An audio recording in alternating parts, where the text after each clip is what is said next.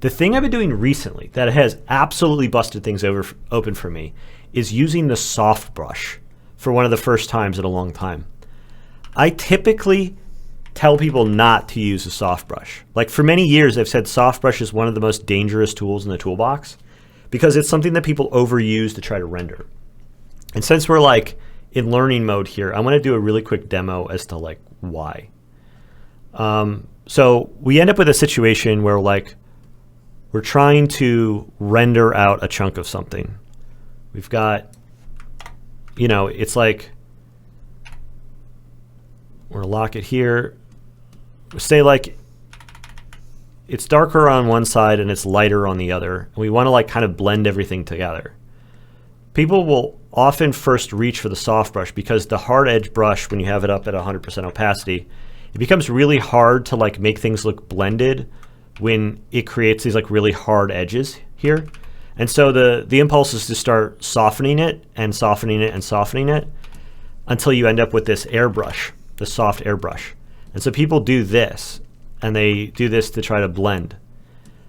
But the problem with it is that like as you get enough of that soft gradient at the brush to try to like overlap everything to get it so that it looks smooth, you've got these really big soft brush marks. And it looks okay if it's like in an isolated area like a little strip like this. But like when you are working over a larger chunk of canvas, it's like, I don't know if you guys have ever tried to paint something with a spray can, but it's really hard to get an even coat. You can see here how it's like, you can see in the navigator more so than like on the surface. When you try to level it out, it's always kind of spotty in ways that are hard to tell when you look up close. And you can only kind of see the spottiness when it's far away. And you end up with this like uneven, gross kind of spotty finish.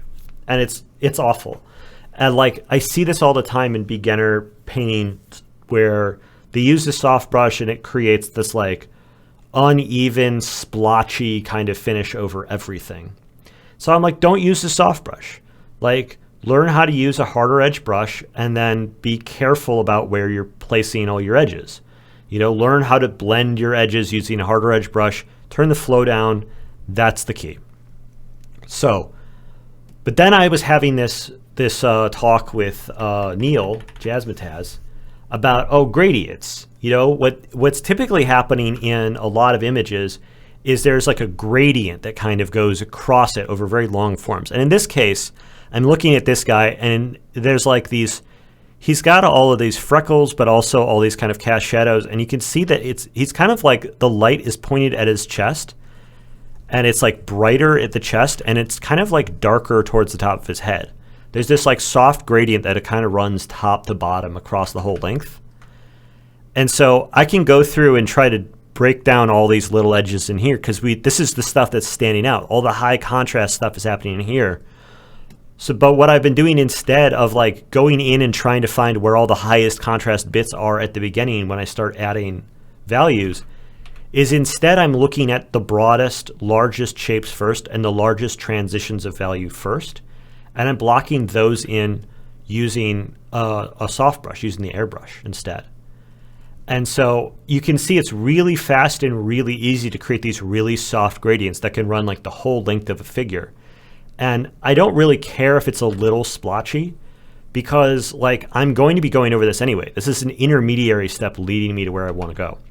And so if I look at like the neck, the cylinder of the neck here, I can find, where's the center of the highlight going down the middle there? And then it's a little darker over here, a little darker over here.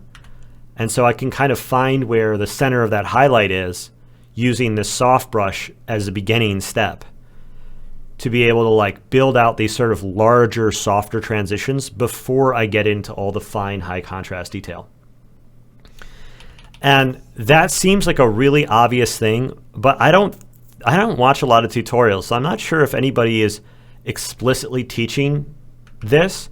And this is definitely not what my intermediate steps look like when I'm typically painting, is like there's this soft brushy stage where, there's like these really, really soft transitions, going over long distances. Everything looks incredibly blurry and out of focus. It looks kind of fucked up actually. But I've been starting here, and it's what I felt the reason why I like doing it is because it feels like now in order to build in, when I start cutting in finer detail with my harder edge brush, this kind of like overly soft, like blown out look is never been a step along the way for me to finish a painting before. But I've started doing it the last few times, and the results for me have been really good. Because now when I go to start cutting in finer edges, the finer edges are being cut in to values that are already broadly transitioning across these really long distances. So it's like, it's coming closer to where it needs to be at the final sooner with fewer steps. And it's giving me like a greater amount of confidence early on. So I decided I was going to do it at this point because you can see how the gradient is actually emerging out from the figure and making a blurry halo around the figure a little bit even. I'm going to do the thing where I paint in the rough background like I was doing earlier. And it's like it meshes perfectly with these steps because it's going to end up cutting in that harder edge. So I don't actually need to erase. I can like get to where I've got like flats put in. Then I can hit it with like a little bit of airbrush to give it a little bit of loose volume and like really rough values. Then I can go and cut in the silhouette. And I don't need to like go back and erase or redo anything, which is, I always want to work in a way where I get to put things down once instead of having to keep going back and forth, doing them over and over again.